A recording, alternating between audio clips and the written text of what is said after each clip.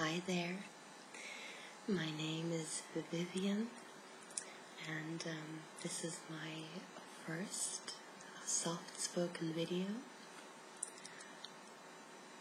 Today I'm going to show you this beautiful book here called Animal Speak by Ted Andrews. And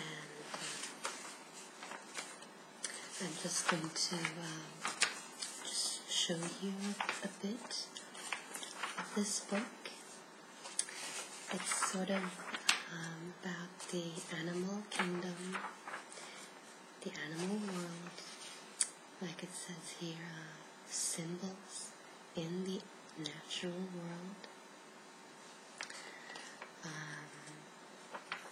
What does it say here? Realizing that visible bodies are only symbols of invisible forces.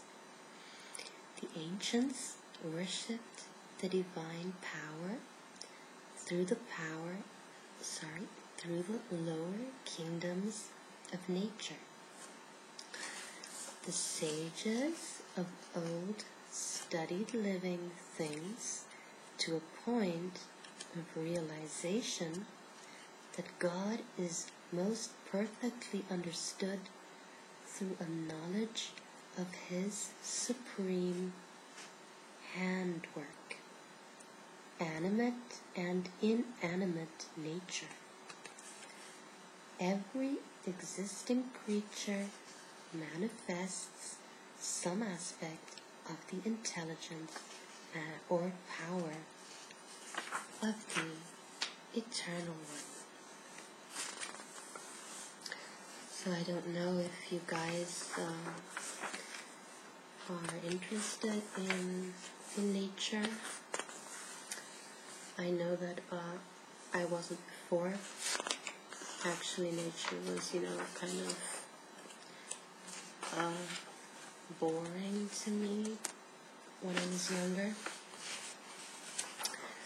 But I don't know. Actually, only in the last year, I have managed to develop a connection to trees, to animals that I never had before, and it's honestly as if everything is much more alive now than it ever has been before to me. I'm very thankful for this, and I know actually the reason for this. It is because I moved here to, how do you call it? I moved away from the city. I'm living here, in kind of a small town, which I could never have imagined for myself before. But I actually have come to like it here very much. It's very peaceful, and it's as if the real me can now come through. So this is my own story about my new connection to nature. And maybe this is why I will read to you a bit from this book. Okay, so we are further away from what I was going to read to you. Reading signs and omens in nature. No, that wasn't it either. So, here we are. Yeah, here we are. Okay, so I was going to read this here to you. This is chapter 3 from this book, and it's called The Mystery and Magic of Predator and Prey. The average person rarely understands his or her connection to and impact upon the environment. Most people live in the cloistered environments of the city away from the wild or the truly natural world. Our trees and lawns are manicured. Our food is bought, already prepared and packaged. Many see animal life as being either cute little teddy bear figures or as wascally wabbit types as found on television and in cartoons. The only contact many have with truly wild animals are those which have been adapted to living within city environments. Squirrels, raccoons, robins, and such. Because of this, it is not surprising that most people do not feel a part of the natural world. Excuse me. There is little connection to it, and thus even less concern for it. For some, it may hold a small fascination, but for many more, there is a lack of reverence, respect, and understanding for it. The world is merely a distant, abstract object full of different creatures and plants with no life or purpose of its own other than to take care of us. 7 of my years of teaching were spent in a special alternative education program in the inner city. Our goal was to take students who had behavioral, social, financial, and academic problems and train them for entry-level positions in the work field.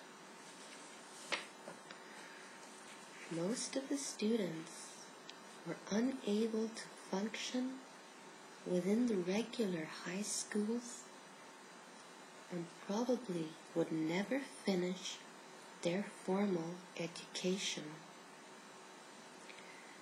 Illiteracy was widespread, and criminal records were not uncommon. And most had traveled no further than to where the city buses could carry them. During my last year with this program, I arranged a number of field trips. One of these trips was to the Cincinnati Zoo, about 50 miles away. Only a handful had ever been to a zoo,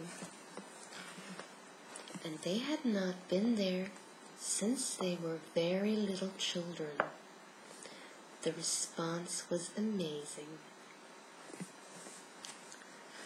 I have never seen such pure wonder, awe, and excitement. Every time I turned around, students were running up to me, breathlessly describing some weird animal they had seen. I was being tugged in every direction to come see this. Eyes that often seemed cold and vacant became wide and alive. Students who rarely smiled bubbled over those who were usually fighting were open and friendly, and all of them who were so used to proving they were tough and adults got to experience part of the wonder of childhood discovery that they had lost or never had. It spoke to each of them intimately. On the bus back, conversations were fresh and lively, even when some light-hearted arguing ensued over each of their favorite animals. Soon the conversations diminished, and the students settled into a quiet contemplation. As we got closer to the school, postures changed. So everyone, I hope that you have enjoyed this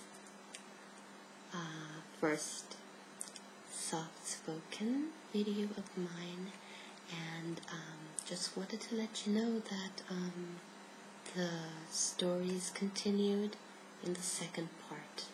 So see you there, and all the best. Bye.